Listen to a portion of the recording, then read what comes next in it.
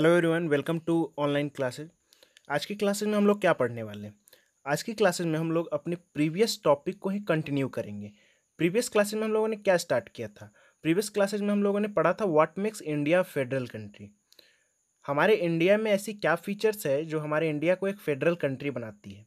तो हम लोगों ने कुछ पॉइंट्स प्रीवियस क्लासेज में डिस्कस भी किया था और कुछ बचे हुए पॉइंट्स को इस क्लासेज में, इस वीडियो में हम डिस्कस करेंगे। तो प्रीवियस क्लासेज में क्या क्या पॉइंट्स, क्या क्या, किन किन बातों को हमने क्या किया था, डिस्कस किया था, जो हमारे कंट्री को एक फेडरल कंट्री इंडिया को बनाती है। तो उसको ज़रा रिकॉल कर लेते हैं, आप जो लोग ज़रा रिकॉल कीजिए और फिर उसके बाद हम इस टॉपिक पर आते हैं और बचे हुए पॉइंट्स को डिस्कस करेंगे। क्या पढ़ा था हमने? हमने पढ़ा था कि हमारे इंडिया में जो कॉन्स्टिट्यूशन है वो इंडिया को एक यूनियन ऑफ स्टेट बनाता है, जहाँ पर फेडरलिज्म तो यूज़ नहीं किया गया, बट सारी फीचर्स क्या है हमारे इंडिया का, कि जितने भी फीचर्स है वो फेडरलिज्म को सपोर्ट करते हैं।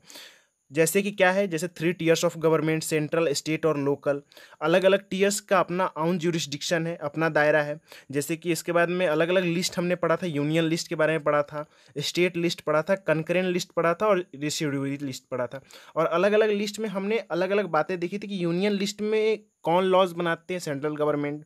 स्टेट लिस्ट में कि जितनी भी बातें उस पर लॉज कौन बनाएंगे, स्टेट गवर्नमेंट। और कंकरेंट लिस्ट पर वो सारी बातें जिस पे सेंट्रल और स्टेट दोनों मिलकर लॉज बनाते हैं, वो कंकरेंट लिस्ट होती है। और रेसिड्यूरी लिस्ट ऐसी लिस्ट होती है जो कि कॉन्स्टिट्यूशन बनने के बाद वो सारी बातें आई कंट्री में, जैसे आईटी सेक्टर हुआ, कंप्यूटर सॉफ्टवेयर हुआ, या कंप्यूटर से रिलेटेड टेक्नोलॉजी हुई, वो सारी बातें जो कॉन्स्टिट्यूशन बनने के बाद कंट्री में आई, उन सारी चीज़ों पर लॉज कौन बनाएंगी? उन सारी चीज़ों पर लॉज बनाएंगी सेंट्रल गवर्नमेंट।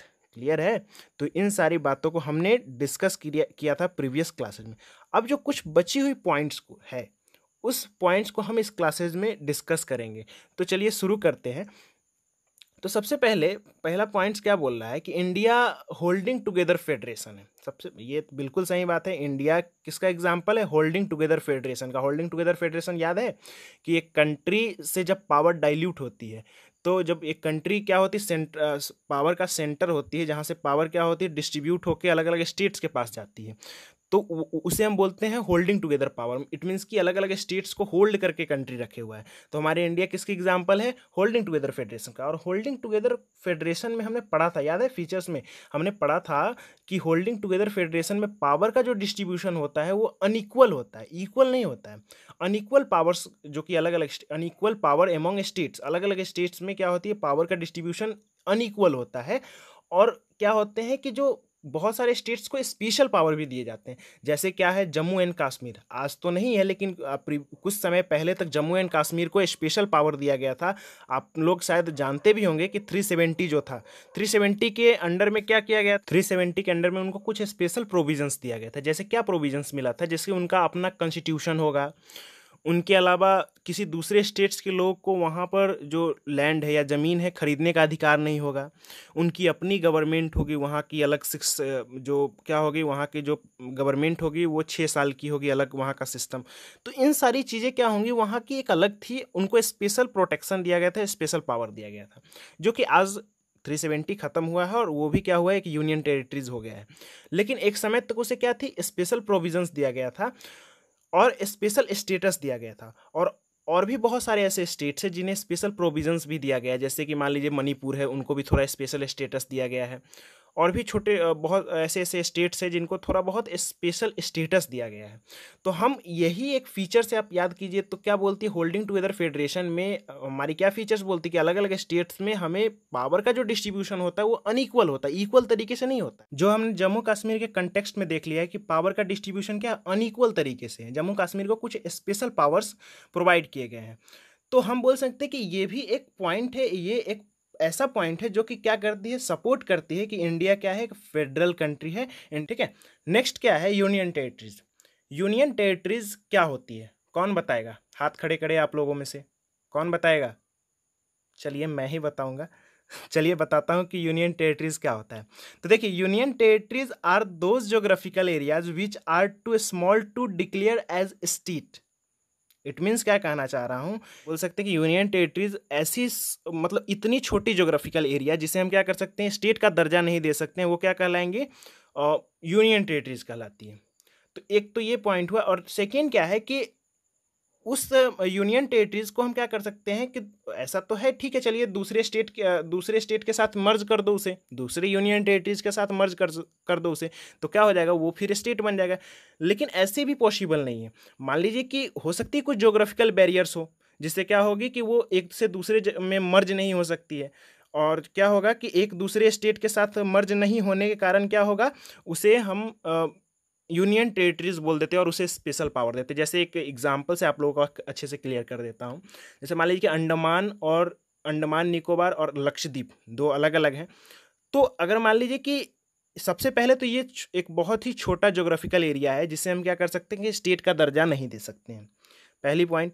सेकेंड है कि इसके बीच में बहुत बोल सकते हैं ज्योग्राफिकल बैरियर्स है, जिससे क्या किया जा सकता है, इन्हें दूसरे स्टेट में मर्ज भी नहीं किया जा सकता है। अब हाँ, ऐसी आप मतलब कोई जादू आ जाए, ऐसी कोई पावर स्पेशल मिल जाए हम लोगों को कि क्या करें, हम पकड़ के उधर से अंडमान को लेकर आएँ और ये इधर मिला दें दूसरे स्टेट्स के साथ उनको, ठीक है। तो पता चले कि लैंड को इतनी पावर आ जाए कि लैंड को एक लैंड को उठाएं और दूसरे समुद्र के दूसरे लैंड से जाकर जोड़ दें, ठीक है। तो ये स्पेशल पावर अगर आ जाए तो ऐसा तो पॉसिबल नहीं है ना। तो हम क्या कर सकते हैं, उन्हें यूनियन टेरिटरीज के रूप में कंसिडर करते हैं। हम बोलते हैं कि ये यूनियन टेरिटरीज, अब यूनियन टेरिटरीज है तो क्या कहता है, these territories do not have the power of state, और उन्हें स्टेट का जो भी पावर है उन्हें नहीं दिया जाता है, ठीक है। स्टेट को जो भी पावर मिले हैं उसे नहीं दिया जाता है, उसे क्या किया जाता है, central government has special power in running this areas, और उन्हें रन करने के लिए सेंट्रल गवर्नमेंट क्या करती है, सेंट्रल गवर्नमेंट के पास स्पेशल पावर होती है और उसे स्पेशल प्रोविजंस दिया जाता है, जिससे सेंट्रल गवर्नमेंट उसे अच्छे से रन कर दे। इट मीन्स कि सेंट्रल गवर्नमेंट उसे अपने तरीके से और ऑन होता है, मतलब यूनियन नाम से ही पता चला, यूनियन टेरिटरीज मतलब गवर्न कौन करेगी, यूनियन करेगी, सेंट्रल गवर्नमेंट करेगी, ठीक है। और सेंट्रल गवर्नमेंट उसे अपने हिसाब से रन करती है और उसे स्पेशल पावर दिया जाता है उसे रन करने के लिए, और सेंट्रल गवर्नमेंट अपने हिसाब से उसे चलाती है, ठीक है। तो ये है यूनियन टेरिटरीज। आई होप ये सारा आप लोगों का अच्छे से क्लियर हो गया है। नेक्स्ट क्या बता रहा है, नेक्स्ट पॉइंट है कि power sharing arrangement is the basis structure of constitution.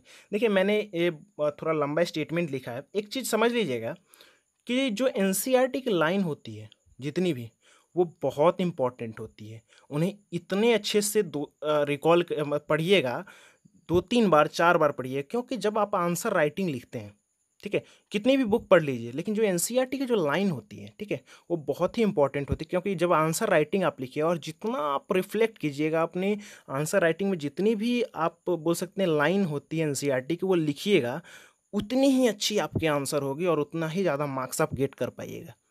तो जितनी भी आपको एनसीईआरटी की लाइंस होती तो उसे रटने की ज़रूरत नहीं है, उसे आप अंडरलाइन करिए और 1 बार नहीं 2 बार पढ़िए, 3 बार पढ़िए, 4 बार पढ़िए, और उसे अच्छे से याद करते रहिए, रिकॉल करते रहिए। और यहाँ तो मैं समझा ही रहा हूँ अच्छे से।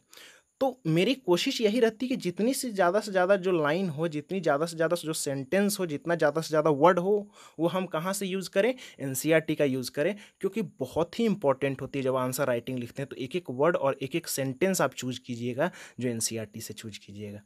तो देखिए वही मैंने पूरा एक सेंटेंस लिखा, समझिएगा कि power sharing arrangement is the basis structure of the constitution. बिल्कुल, क्या है कि हमारे इंडियन कंटेक्स्ट में भी जो क्या किया गया है, पावर शेयरिंग जो है, पावर शेयरिंग जो क्या है कि बेसिक स्ट्रक्चर है हमारे कॉन्स्टिट्यूशन का। जैसा कि हमने पावर शेयरिंग में भी देखा गया था कि वेरी स्पिरिट ऑफ डेमोक्रेसी है पावर शेयरिंग। तो हमारे इंडियन कॉन्टेक्स्ट में भी क्या है कि पावर शेयरिंग जो है हमारे कॉन्स्टिट्यूशन का एक बेसिक अरेंजमेंट है।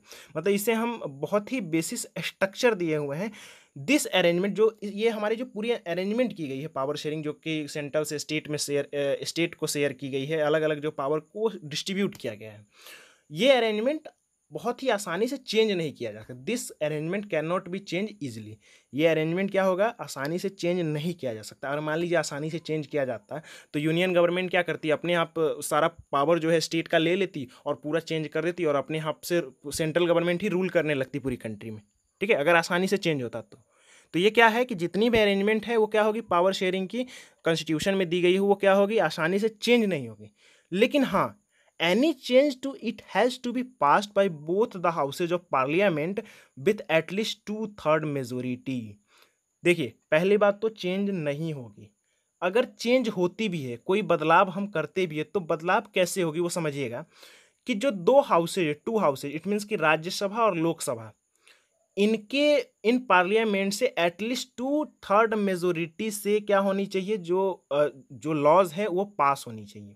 जो चीज़ हम चेंज करने वाले हैं वो लॉज क्या होनी चाहिए, राज्यसभा और लोकसभा से एटलीस्ट 2/3 मेजोरिटी से क्या होनी चाहिए, वोटिंग होकर पास होनी चाहिए। 2/3 मेजोरिटी कितनी होती है आप समझ सकते हैं। जैसे मान लीजिए 300 सीट्स या 300 मेंबर हैं, तो 300 का 200 लोग अगर वोटिंग करते हैं और उतने लोगों से अगर ये पास हो जाती है, तो क्या होगी कि वो लॉज वहां से पास होनी चाहिए, और उसके बाद then it has to be rectified by the legislature of at least half of the state. और इसे कम से कम जो जितनी भी स्टेट्स है, आज हमारे इंडिया में अभी 28 स्टेट्स हैं, पहले 29 थी, अभी 28 स्टेट्स है, तो उसमें से कम 14 स्टेट्स की जो लेजिस्लेटिव असेंबली है उसे ये सपोर्ट करेंगी। 50% स्टेट क्या करेंगी, इसे सपोर्ट करेंगी, तभी कुछ भी बेसिक अरेंजमेंट जो कॉन्स्टिट्यूशन का है वो चेंज किया जा सकता है और कुछ बदलाव हो सकती है। क्लियर हुआ। देखिए, सबसे पहले तो जो कॉन्स्टिट्यूशन में बातें दी गई हैं, जो पावर शेयरिंग अरेंजमेंट है, जो स्ट्रक्चर है, वो तो पहले चेंज नहीं किया जा सकता है। अगर चेंज किया भी जा सकता है, पहली बात तो आसानी से चेंज नहीं किया जा सकता, अगर चेंज भी किया भी जा सकता है तो उसे राज्यसभा और लोकसभा से पहले बिल पास करनी होंगी। ठीक है, पहले आप उसमें राज्यसभा और लोकसभा में अपनी प्रस्ताव रखिएगा, और प्रस्ताव को दोनों से पास होनी होगी एटलीस्ट टू थर्ड मेजोरिटी से। कितनी मेजोरिटी से, 2/3 मेजोरिटी से क्या होगी, पास होगी। और पास होने के बाद, ऐसा नहीं कि पास हो गया तो हो गया, उसके बाद भी आपको कम से कम 50% स्टेट, इट मीन्स कि जो हाफ ऑफ स्टेट है एटलीस्ट, उनकी लेजिस्लेटिव असेंबली, इट मीन्स कि उनकी लेजिस्लेचर उनको पास कर देगी, उनको रेक्टिफाइड कर देगी, तभी जाकर कुछ भी बदलाव संभव है। कहाँ पे, कॉन्स्टिट्यूशन की जो अरेंजमेंट है। क्लियर हो गया ये सारा चीज़। चलिए, कोई डाउट्स हो इसमें तो पूछ सकते हैं आप। नेक्स्ट है कि देखिए, judiciary takes decision in case of disputes. देखिए, सारी बातों पे मैंने बताया भी था आपको कि अलग अलग ऑर्गन्स में अगर डिस्प्यूट्स होती है तो बीच में उनको बोल सकते हैं उनकी डिसीजन को, या एम्पायर की तरह काम कौन करती है, दोनों को कंसल्ट करने का काम करती है, जुडिशियरी का काम होता है। ठीक है, तो हमारे इंडिया में भी जुडिशियरी है। आप देख सकते हैं कि जो सुप्रीम कोर्ट होती है, हाई कोर्ट्स होती है, तो अलग अलग क्या है, जुडिशियल सिस्टम है। और जब डिस्प्यूट्स होते हैं अलग अलग ऑर्गन्स में, अलग अलग स्टेट बॉडीज़ में, लेवल्स ऑफ गवर्नमेंट, तो इन सारी डिस्प्यूट्स में जो कह सकते हैं कि डिसीजन लेने का काम करते हैं और डिस्प्यूट्स को ख़त्म करने का काम कौन करते हैं, जुडिशियरी करती है। जो हमने फीचर्स वाले में पार्ट में भी पढ़ा था कि क्या होते हैं, जो जुडिशियरी होती है वो एक्ट एज एम्पायर। ठीक है, और वो एक्ट एज एम्पायर, मतलब एम्पायर की तरह काम करती है और डिस्प्यूट्स को ख़त्म करती है। ठीक है, यूनिलेटरल होती है। तो इन सारी फीचर्स हमारे इंडिया में भी क्या मिल रही है कि नहीं मिल रही पूरी तरह से, कि क्या है, हमारे इंडिया को एक फेडरल कंट्री घोषित करती है। That features makes our country is federal. ये सारी फीचर्स हमारी कंट्री को क्या बनाती है, एक फेडरल कंट्री बनाती है। तो आपको अगर क्वेश्चन आएगा what makes India federal country, तो आप इसका आंसर बहुत अच्छे से लिख सकते हैं। सारी पॉइंट्स को आप बताइएगा कि क्या है। पर तो पहले अलग अलग levels of government, tears of government, central, state, उसके बाद अलग अलग सबकी ज्यूरिस्डिक्शन है, वो सारा पॉइंट्स लिखिएगा। फिर उसके बाद यहाँ पर अगर आइएगा तो बोलिएगा कि क्या है कि होल्डिंग टुगेदर क्या है, फेडरेशन का एग्जाम्पल है इंडिया, और पावर का जो डिस्ट्रीब्यूशन क्या है वो अनइक्वल तरीके से। अनइक्वल तरीके से क्या है, यूनियन टेरिटरीज हो गया या स्टेट्स हो गया, कुछ स्टेट्स को स्पेशल पावर्स भी दिए गए हैं।